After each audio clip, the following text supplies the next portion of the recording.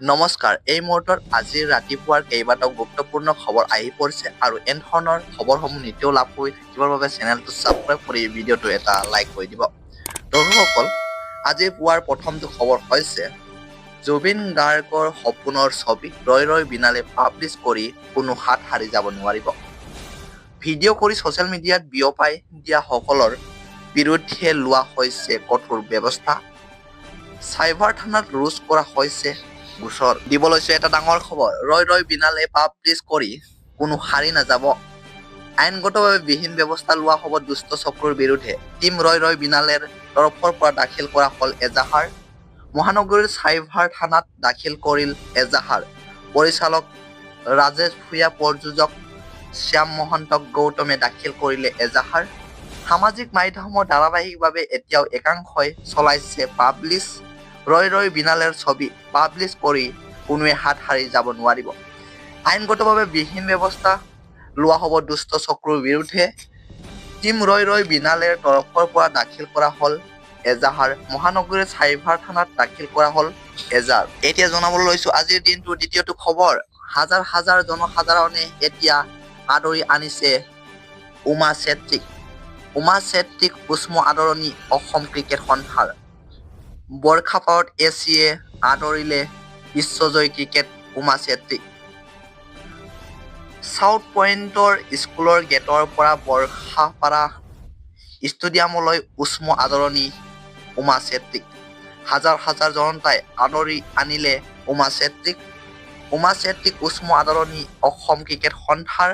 বৰ্ষাপাৰাত এছিয়ে আদৰিলে বিশ্বজয়ী cricket Uma চেত্ৰীক। এতিয়া জনাবলৈ লৈছো আজিৰ দিনটোৰ ৩ নম্বৰটো খবৰ, মৰিলে মৰি যাম জনজাতি লৈ যাম ২০২৬ৰ পূৰ্বে জনজাতিকৰণ মৰ্যাদা প্ৰদান কৰক, অন্যথা ২০২৬ত প্ৰত্যুত্তৰ দিয়া হ'ব। ৰাজপথ কপাই লখিমপুৰত পাইপাৰ বিশাল দুৰ্ক্ষমতাৰ। জনাবলৈ লৈছো এটা ডাঙৰ খবৰ, আছে হেংদান লোৱা নাই ললে হেংদান ৰক্ষা নাই। মৰিলে মৰি যাম জনজাতিক লৈ যাম, ৰাজপথ কপাই ওলাই আহিল হাজাৰ হাজাৰ জনতা। জনজাতিকৰণৰ দাবীত লখিমপুৰত বিশাল জোৰ সমাধল। ২০২৬ৰ পূৰ্বে জনজাতিকৰণ মৰ্যাদা প্ৰদান কৰক, অন্যথা ২০২৬ৰ প্ৰত্যুত্তৰ দিয়া হ'ব। চৰকাৰে নিজৰ প্ৰতিশ্ৰুতি পূৰণ কৰক। পাইপাৰ নেতৃত্বত লখিমপুৰত বিশাল জোৰ সমাদল। আছে হেংদান লোৱা নাই ললে হেংদান ৰক্ষা নাই, এনেদৰে মন্তব্য কৰিলে মৰিলে মৰি যাম জনজাতিক লৈ যাম। দিবলৈ লৈছো আজিৰ দিনটোৰ শেষৰটো খবৰ, ৰাহুল গান্ধীৰ মগজুত একেবাৰে খালী হৈ গৈছে। ৰাহুল গান্ধীৰ দেশ শত্ৰু, ৰাহুল গান্ধীক দেশদ্ৰোহী আৰু চৰকাৰীভাৱে মানসিক বিকাৰগ্ৰস্তৰ ঘোষণা কৰিব লাগে, এনেধৰণৰ ভাষণ দিলে ৰাজ্যৰ মুখ্যমন্ত্ৰী ডক্টৰ হিমন্ত বিশ্ব শৰ্মাই।